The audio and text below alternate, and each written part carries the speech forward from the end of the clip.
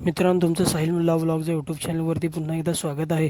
आज बैलगाडा संघटना खटाव तालुका यांची मीटिंग घेण्यात आलेली आणि या मीटिंगमध्ये काही नवीन नियम लागू करण्यात आले आणि काही नवीन नियुक्त्या देखील करण्यात आल्या. बघूयात काय आहेत नवीन नियम. नियमावलीत एक फक्त असा बदल केलाय की ज्या वेळेला आता ड्रायव्हर वगैरे काय प्रॉब्लेम आला की बाबा त्याच्यावरती बॅन करताना कमिटीपेक्षा आम्ही ड्रायव्हरांची जे कमिटी नियोजित आहे त्यात आमच्यातले नामांकित driver Deepak driver, Vitthal driver, Dilip driver, Vitthal driver, Datta Madane Rajapur आणि पप्पू ड्रायव्हर आवारवाडी. तर कोणत्याही ड्रायव्हरला कुठचाही काही अडचण आली तर त्याने खटाव तालुक्यात या 4 ड्रायव्हरशी संपर्क साधायचा आणि त्यांनी अडचण मिटवायची.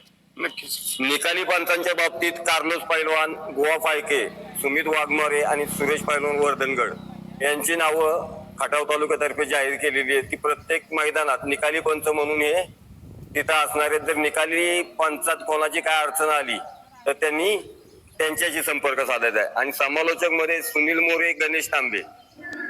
सुट्टी मेकर मध्ये तानाजी लावंड, अक्षय जाधव. जर सुट्टी मेकरला कोणत्या काही प्रॉब्लेम आला इतर भागातला तर बाबा आमच्या खटाव तालुक्यातल्या तानाजी लावंड आणि अक्षय जाधव यांच्याशी संपर्क साधायचा.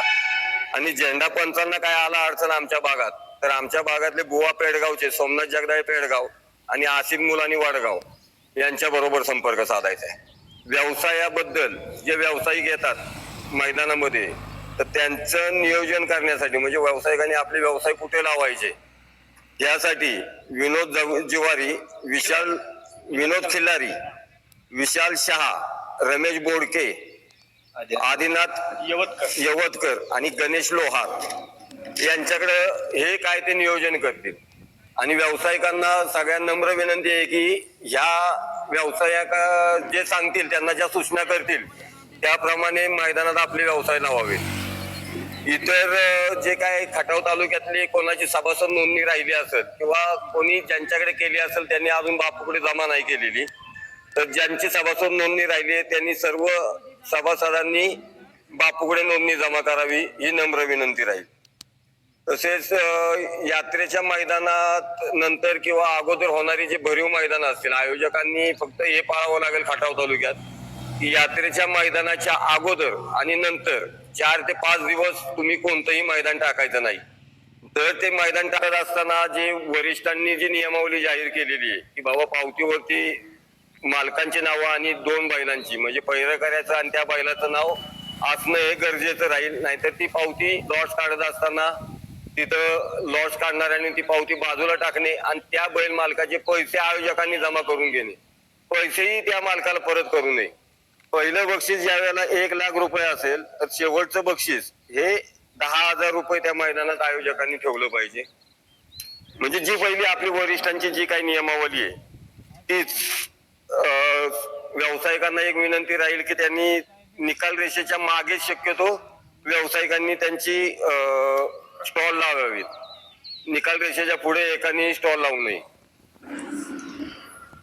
व्यावसायिकांनी भोंगे लावणे एक बंद करावेत. कारण खालची ज्या वेळेला सुट्टी मेकर असतात किंवा काय असतात खाली त्यावेळेला आवाज येत नाही. अनाऊन्स वरून समालोचक काय जे सांगतात ते मध्येच भोंग्याचे आवाज येत असतात. त्याच्यामुळे ते एक भोंगे बंद करावेत.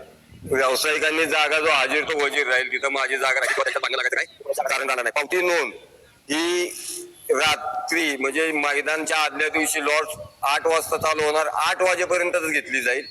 8 वाजल्यानंतर खटाव तालुक्यातल्या मैदानामध्ये कोणीही पावती, खटाव तालुक्यातला नाहीच बैलगाडी मालक पण इतर कुठच्याही भागातून कोणीही 8 वाजल्यानंतर आपली पावती नोंद करू नये. 8 वाजल्यानंतर जर का त्यांनी पावती नोंद करायला पैसे टाकले तर ते आयोजक कमिटीकडे पैसे जमा होतील, त्याला संघटना जबाबदार राहणार नाही.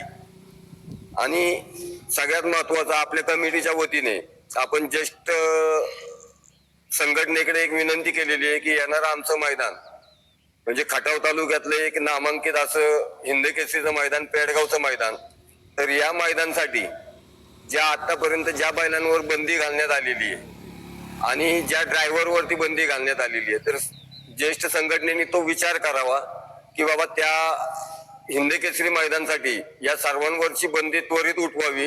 यासाठी एक खटाव तालुक्याच्या कमिटीच्या वतीने एक विनंती करण्यात येणार आहे त्यांना. सर्वस्वी निर्णय त्यांचा राहील. सर्वस्वी निर्णय त्यांचाच राहील पण विनंतीपूर्वक आम्ही त्यांना सांगू की बाबा या बैलांवरची किंवा ड्रायव्हरवरची बंदी उठवावी. फायनल निकाल हा खटाव तालुक्यातले निकाल ही खटाव तालुका कमिटीच देईल. खटाव तालुक्यातले पूर्ण निकाल, कुठचाही निकाल वरिष्ठांकडे जाऊन त्यांना कोणीही त्रास द्यायचा नाही. सर्व जे आपली कमिटी आहे, जी मी नाव मागाशी पुकारली, ही कमिटीच फक्त निकाल देईल. त्या कमिटीत जर का निकाल मान्य झाला नाही गाडी ड्रायव्हरला, गाडी मालकाला, तर वरिष्ठांपैकी एक 3-4 नावं सांगतो. अनिल आप्पा काटकर, विजयाण्णा जाधव, मानाजी काका, जुगदर काका, या व्यक्तींच्या व्यतिरिक्त कोणाकडेही निकाल जाणार नाही. जर गाडी मालकाला निकाल नाही मान्य झाला तर या चौघांपैकी निकाल दिला जाईल चौघांकडून, आणि तो निकाल हा अंतिम राहील. आता आम्ही मगाशी सांगितल्याप्रमाणे सर्वांनी खटाव तालुक्यातल्या सर्व पदाधिकाऱ्यांनी पहिले संघटनेचे सभासद होऊन घ्या. आपण मागच्या वेळेला पण तारीख दिलेली, तरी सुद्धा कोण तारीख पाळत नाही किंवा काय नाही. आणि संघटना ही आपली बैलगाडी मालकांसाठी, बैलगाडी मालकांवर कोणावर अन्याय होऊ नये म्हणून संघटना कार्यरत आहे. हे आपल्यासाठीच आहे, तर ते सभासद व्हा जेवढ्या लवकर होईल एवढ्या. शक्यतो पेडगाव मैदानच्या अगोदर सगळ्यांनी सभासद व्हा, म्हणजे आपल्याला ही यादी आपल्या वरिष्ठांना पाठवून आपलं रजिस्ट्रेशन करून ह्याच्यानंतर की बाबा जे सभासद असतील त्यांचीच संघटना फक्त जबाबदारी घेईल. नाहीतर जो संघटनेचा सभासद नसेल त्याच्या निकालासाठी किंवा इतर कुठच्याही त्याच्यावरती अन्याय झाला तर